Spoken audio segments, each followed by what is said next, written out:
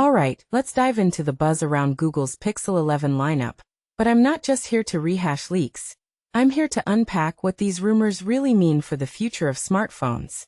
First off, Google's timing is fascinating. With Samsung just dropping their latest phones, Google's August 12th event feels like a strategic counterpunch. Personally, I think this is Google's way of saying, hey, we're not just playing catch-up, we're here to redefine the game. But is that enough in a market that's already saturated with innovation? What immediately stands out is the rumored price hike. The Pixel 11 Pro Fold jumping to $1,899? That's a $400 increase from last year. In my opinion, this is Google testing the waters to see how loyal their fanbase really is. But here's the thing. In a world where foldable phones are still a niche market, is this move going to backfire? What many people don't realize is that pricing isn't just about covering costs. It's a statement about where Google sees itself in the premium smartphone hierarchy. Now let's talk about the Pixel Glow HiLight. On the surface, it's a cool design tweak, a multicolored LED light module in the camera bar. But if you take a step back and think about it, this is Google's attempt to add a layer of personality to their phones. It's not just about notifications. It's about making the phone feel more alive, more you. A detail I find fascinating is how this ties into Google's broader AI ambitions. Could this be a subtle way to integrate AI-driven notifications, or even mood lighting? What this really suggests is that Google is thinking beyond specs. They're thinking about the emotional connection between user and device. Speaking of specs, the base Pixel 11 losing its telephoto lens feels like a step backward. Personally, I think this is Google's way of segmenting their lineup more aggressively.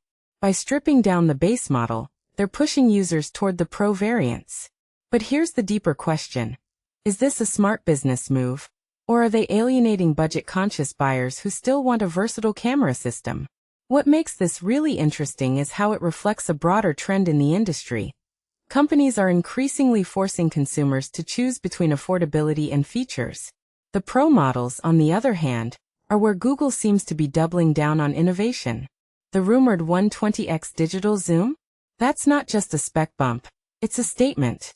In my opinion, this is Google leveraging AI to push the boundaries of what smartphone cameras can do. But let's be real. How often are users actually going to use 120x zoom? What this really suggests is that Google is prioritizing headline-grabbing features over practical everyday use. From my perspective, this is both exciting and a bit concerning. It's innovation for innovation's sake. Finally, the Pixel 11 Pro Fold. Foldable phones are still a gamble, but Google's commitment to the form factor is noteworthy. What many people don't realize is that foldables aren't just about bigger screens. They're about redefining how we interact with our devices. But with a $1,899 price tag, Google is betting big on a market that's still finding its feet. One thing that immediately stands out is how this aligns with Google's push into productivity tools. Could the Fold be their answer to Microsoft's Surface Duo? If you take a step back and think about it, this could be Google's play to dominate the hybrid workspace. So what's the takeaway? The Pixel 11 lineup feels like Google's attempt to balance innovation with market positioning.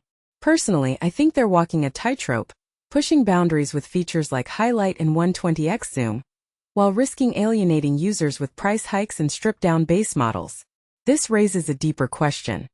Is Google trying to be the Apple of Android? Or are they carving out their own unique path? Only time will tell. But one thing's for sure. This launch is going to be a turning point for Google. And I, for one, can't wait to see how it unfolds. What do you think? Are you excited for the Pixel 11? Or is Google losing touch with what users really want? Let me know in the comments below.